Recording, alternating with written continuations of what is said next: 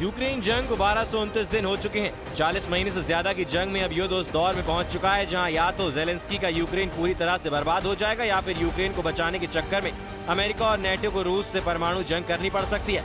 पिछले 100 घंटे में ही पुतिन के रूस ने यूक्रेन के पूर्वी, उत्तरी और दक्षिणी इलाकों पर भयंकर हवाई हमले किए हैं। एक रिपोर्ट के मुताबिक जून महीने में ही रूस ने यूक्रेन पर 330 मिसाइलों से हमला किया है, जिसमें 80 बैलिस्टिक मिसाइलें थी। हैरानी की बात तो ये है कि यूक्रेन की राजधानी कीव पर रूस ने ताबड़तोड़ हमले शुरू कर दिए हैं। खबरों में दावा किया गया है कि पुतिन ने 60 मिनट तक ट्रंप से 3 दिन पहले बात की थी, जिसके बाद से रूस के यूक्रेन पर हमले 5 गुना तेज हो गए हैं। अभी ये नहीं पता चला है कि ट्रंप ने पुतिन से आखिर ऐसा क्या कह दिया कि रूस ने यूक्रेन पर हमले बेइंतहा बढ़ा दिए। ताजा खबर के मुताबिक यूक्रेन बड़ी मुश्किल से रूस के हमलों पर पलटवार कर पा रहा है, जबकि अमेरिका और नेटो की तरफ से मिलने वाले हथियारों में काफी देरी होती जा रही है। हम आपको दिखा रहे हैं कि हारते, हाँफते और लड़खड़ाते यूक्रेन कैसे रूस के पैरों तले रौंदा जा रहा है। राष्ट्रपति जेलेंस्की का यूक्रेन इस वक्त अपने वजूद की जंग लड़ रहा है।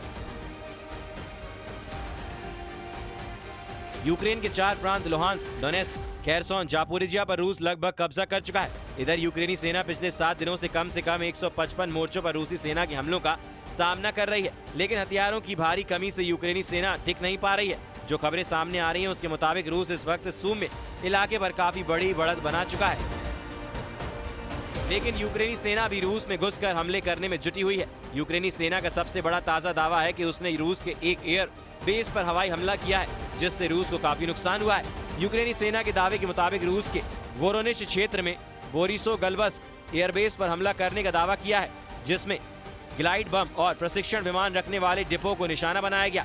रूसी अधिकारियों की तरफ से उस पर कोई प्रतिक्रिया नहीं दी गई है, लेकिन मॉस्को के मेयर सर्गेई का दावा है कि रूस के एयर डिफेंस सिस्टम ने रूसी राजधानी की ओर बढ़ रहे 4 यूक्रेनी ड्रोन को मार गिराया है। रूस के रक्षा मंत्रालय का तो यहाँ तक दावा है कि उसके एयर डिफेंस ने 5 घंटे से कुछ अधिक समय में 48 यूक्रेनी ड्रोन को मार गिराया है। इससे पहले रूसी सेना ने दावा किया था कि रात भर में रूस ने 94 यूक्रेनी ड्रोन तबाह किए। इधर यूक्रेन का दावा है कि रूस ने 322 नकली हमलावर ड्रोन से हमला किया था, जिसमें से 157 ड्रोन मार गिराए गए हैं। यूक्रेनी सैन्य ब्लॉक डीप स्टेट ने टेलीग्राम पर रिपोर्ट दी है कि रूस सेना ने मिर्पोप्रोटस और डोनेस्क इलाके के बीच जेलेनिकोट और नोवोक्रेंका बस्तियों पर कब्जा कर लिया है। यूक्रेन के शीर्ष सैन्य कमांडर ओलेक्सेंडर सिरस्की ने कहा है कि उत्तर पूर्वी यूक्रेन के खार्किव क्षेत्र पर रूस नए हमले की तैयारी कर रहा है। नए रूसी आक्रमण की चेतावनी दी। कीव इंडिपेंडेंट ने एक अज्ञात खुफिया स्रोत का हवाला देते हुए बताया कि विस्फोटों ने एक गैस पाइपलाइन को क्षतिग्रस्त कर दिया और एक पानी की पाइपलाइन को नष्ट कर दिया, जो रूस के व्लादिवोस्तोक में सैन्य सुविधाओं की आपूर्ति करती थी।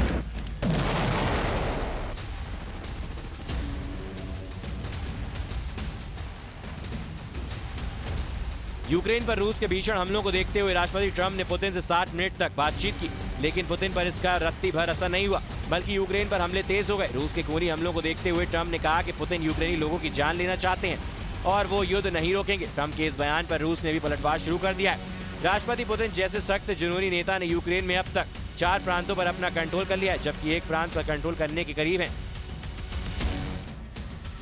ताजा आंकड़ों के मुताबिक रूसी सेना 27% इलाका यूक्रेन का जीत चुका है, जिसमें यूक्रेन का वो इलाका भी है जिससे यूक्रेन का सफेद सोना कहा जाता है। ताजा जानकारी के मुताबिक इस वक्त रूस की इस्कंदर-M मिसाइलों ने यूक्रेन के चीथड़े उड़ा रख दिए हैं, जबकि राष्ट्रपति जेलेंस्की रूस से आखिरी जंग करने के लिए नेटो देशों से आखिरी जोर लगाने की गुहार लगा चुके हैं।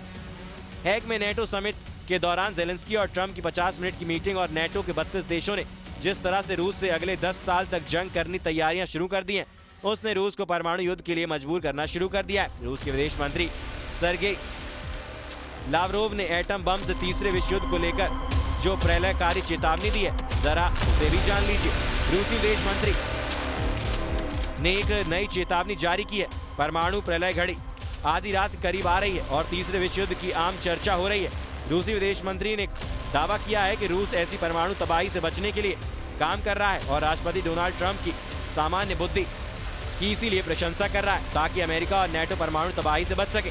रूस की सरकारी TASS समाचार एजेंसी के अनुसार तुर्कमेनिस्तान के विदेश मंत्रालय में एक भाषण में लावरोव ने कहा, वैश्विक सुरक्षा शायद आज सबसे महत्वपूर्ण मुद्दा है, खासकर जब कुख्यात परमाणु प्रलय घड़ी आधी रात की ओर बढ़ रही है। ऐसी स्थिति को रोकना आवश्यक है और हम तबाही को रोकने के प्रयासों में सक्रिय रूप से लगे हुए, यानी विदेश मंत्री सर्गेई लावरोव ने रूस के दुश्मनों को स्पष्ट संदेश दिया है कि अगर रूस को घेरने और दबाने की कोशिश करोगे तो आधी रात में टिक टिक करने वाली परमाणु घड़ी दुनिया में विनाश ला सकती है।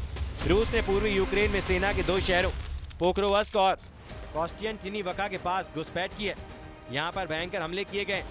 रॉयटर्स के मुताबिक रूसी सेना निरपापेट्रोव्स्क क्षेत्र की सीमा में घुसपैठ करने के इरादे से लगातार हमले कर रही है कि उत्तर कोरिया 30,000 से ज्यादा सैनिक रूस भेजने जा रहा है जो यूक्रेन पर हमला करेंगे। अगर ऐसा होता है तो ये साबित हो जाएगा कि कुर्स्क में रूस की तरफ से लड़े उत्तर कोरिया के सैनिकों ने अपनी धाक और बहादुरी साबित की है। इसलिए पुतिन उत्तर कोरिया से 30,000 सैनिकों को यूक्रेन पर हमला करने की अनुमति दे रहे हैं।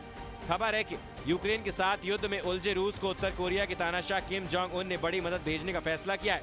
अमेरिकी मीडिया की रिपोर्ट के अनुसार उत्तर कोरिया ने पुतिन की खातिर लड़ने के लिए 30,000 अतिरिक्त सैनिक भेजेगा। अमेरिका रिपोर्ट का दावा है कि यूक्रेनी खुफिया दस्तावेजों के हवाले से बताया जा रहा है कि सैनिक नवंबर 2025 तक रूस पहुंच सकते हैं। इन्हें रूसी टुकड़ी को मजबूती देने के लिए भेजा जा रहा है, जिसमें बड़े पैमाने पर आक्रामक सैन्य अभियान भी शामिल है।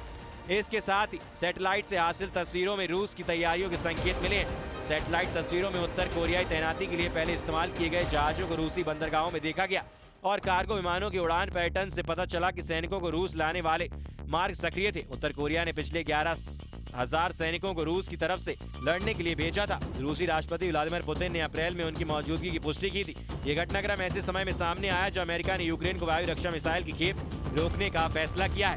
24 फरवरी 2022 अब तक रूस यूक्रेन के 1,61,000 वर्ग किलोमीटर इलाके पर कब्जा कर चुका है। ये यूक्रेन की कुल जमीन का लगभग 27% है। लेकिन उसके बावजूद जिस तरह से पुतिन ने ऐलान किया है कि यूक्रेन की जमीन पर जहां जहां रूसी सेना के कदम पड़ते जाएंगे वो जमीन रूस की होती जाएगी। उस ऐलान ने यूक्रेन के साथ साथ अमेरिका समेत नेटो के 32 देशों के होश उड़ा दिए। 3.5 साल से ज्यादा की जंग में अभी तक यूक्रेन नेटो के साथ मिलकर रूस को अपने देश से खदेड़ नहीं पाया। ज़ेलेंस्की ने गुहार लगाई है कि उसे भारी हथियार और बड़े पैमाने पर हथियारों की जरूरत है। लेकिन पुतिन ने जब से ऐलान किया है कि उनकी ऑरेशनिक हाइपरसोनिक का उत्पादन 3 गुना से ज्यादा बढ़ा दिया गया है, जो किसी परमाणु हथियार से कम नहीं है। इस खबर ने नेटो के होश उड़ा दिए। इसलिए नेटो ने सोचा कि कहीं ज्यादा देर ना हो जाए, उससे पहले रूस से मुकाबला करने के लिए बम बारूद का पूरा इंतजाम कर लो। अब ऐसे हालात में देखना होगा कि रूस के तूफानी हमलों को रोकने के लिए यूक्रेन और नेटो क्या करते हैं।